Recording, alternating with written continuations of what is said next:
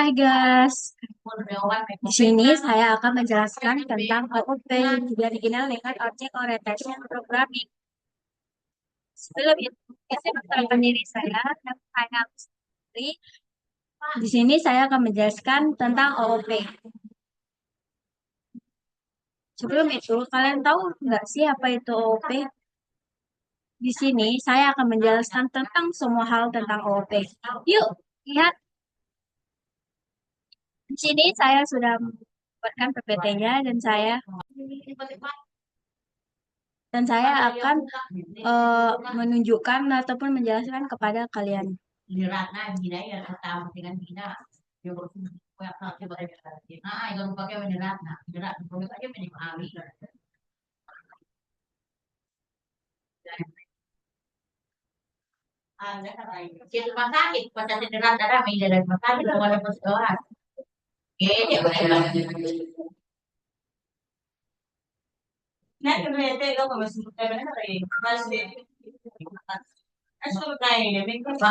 sini kita akan belajar tentang OOP yang dikenal dengan Object Orientation Programming atau PBO yang dikenal dengan Programming Berorientasi Objek.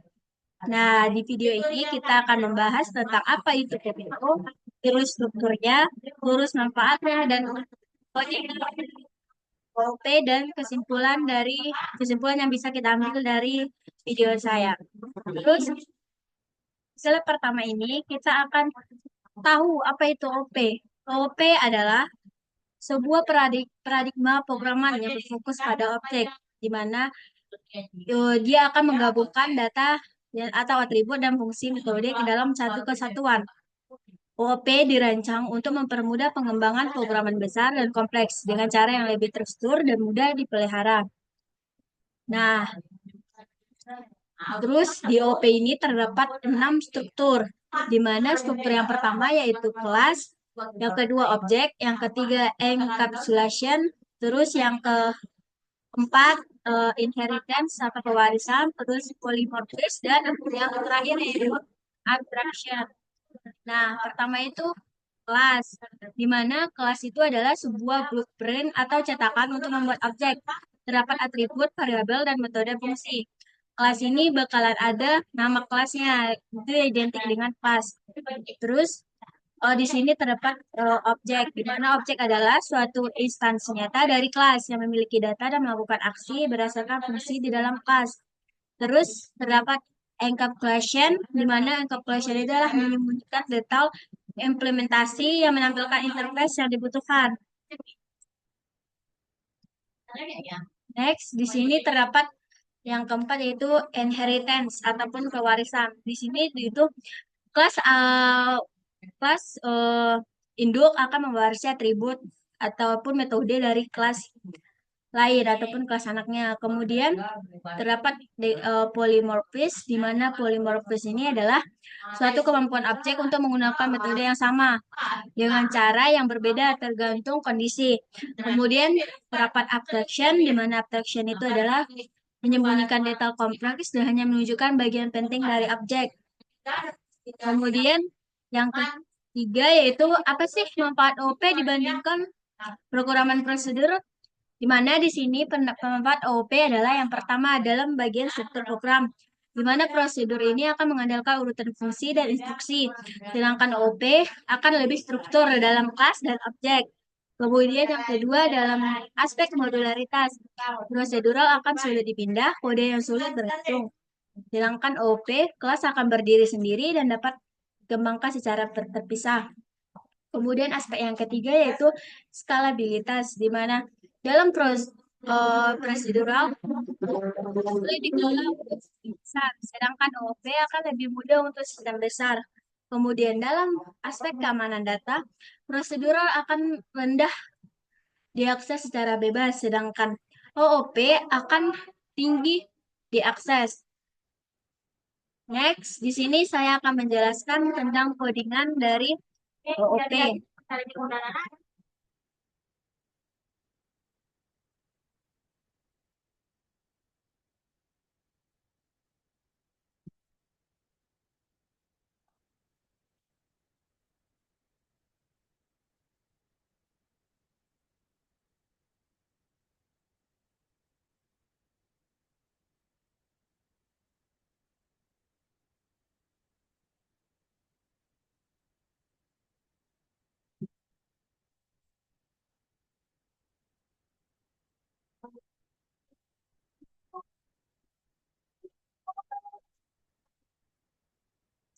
Di sini saya sudah membuka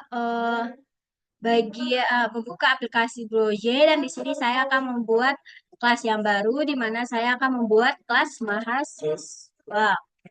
Terus kita enter. Eh, Karena mahasiswa sudah ada, kita akan mengklik yang ini aja. Terus open editor, di mana saya akan membuat codingan yang baru. Yang pertama, saya akan membuat public kelas mahasiswa, di mana public kelas mahasiswa berarti kita akan membuat eh, kelas, di mana kelasnya itu bernamakan mahasiswa yang eh, yang tipe apanya itu publik yang bisa diakses oleh atribut lain. Dan next, kita akan membuat atributnya di mana kita akan membuat private string nama. Kemudian kita akan membuat private integer for. Karena di sini kita membuat privat string nama, berarti privat ini adalah suatu atribut yang bisa diakses oleh kelas itu sendiri. Di mana di sini kita menggunakan string nama, berarti namanya itu merupakan kalimat dan integer umur, berarti tipe data umur ini integer yang berupa bilangan bulat. Sedangkan terus kita akan membuat konstruktornya yaitu publik mahasiswa string n string u.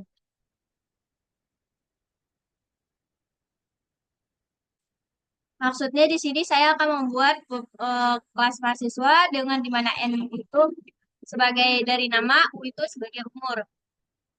Kemudian next nama sama dengan n, terus umur sama dengan u. Terus sini kita akan membuka menutup kurungnya, terus kita akan membuat suatu metode di mana kita akan membuat public void tampil info. Nah, public tampil info ini kita eh, akan membuat void dengan tampil info yang akan menampilkan info dari em, kelas mahasiswa tadi di outputnya. Kemudian kita akan membuat sistem out, sistem titik out print print in nama nama titik terus nama.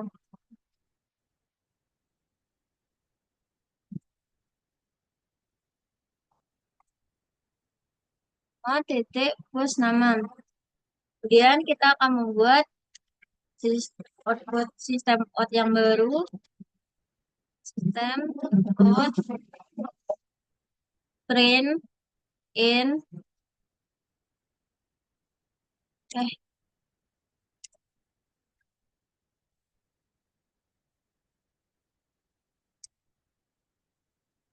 A umur plus umur.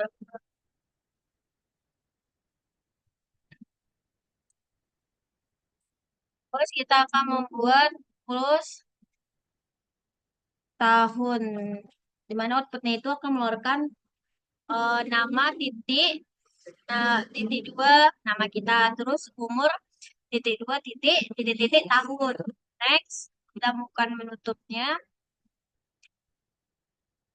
Nah, kemudian kita akan membuat kurung dan udah ada. Next.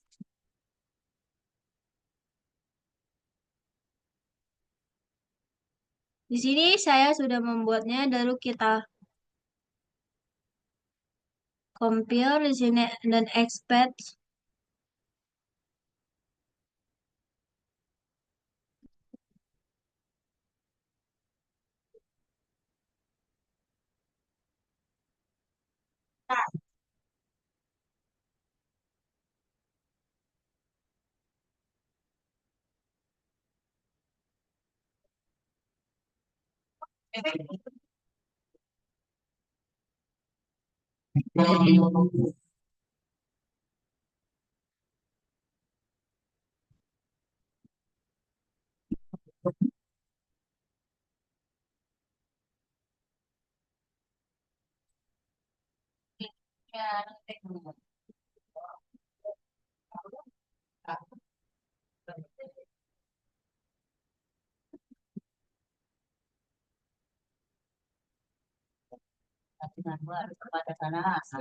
Nah, di sini codingan saya sudah selesai dan saya akan mengcompilernya. Di sini terdapat kelas komplit no syntax error. Berarti codingannya sudah benar dan kita akan kembali ke kelas mahasiswa.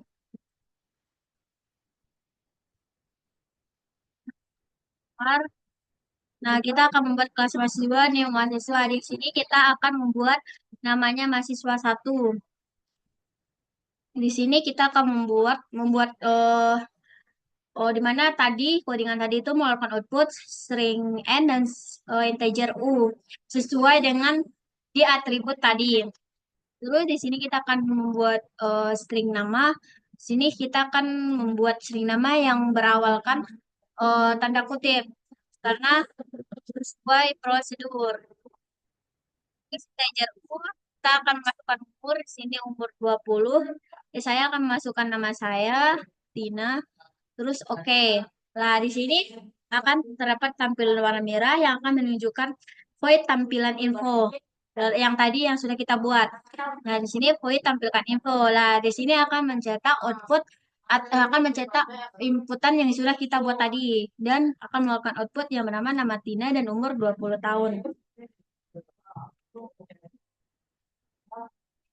Cukup sekian presentasi saya dan penjelasan saya tentang OOP. Sebelum itu saya akan menjelaskan mengenai kesimpulan yang bisa kita peroleh eh, dari apa yang saya jelaskan. Kita akan membuka apa saya lagi.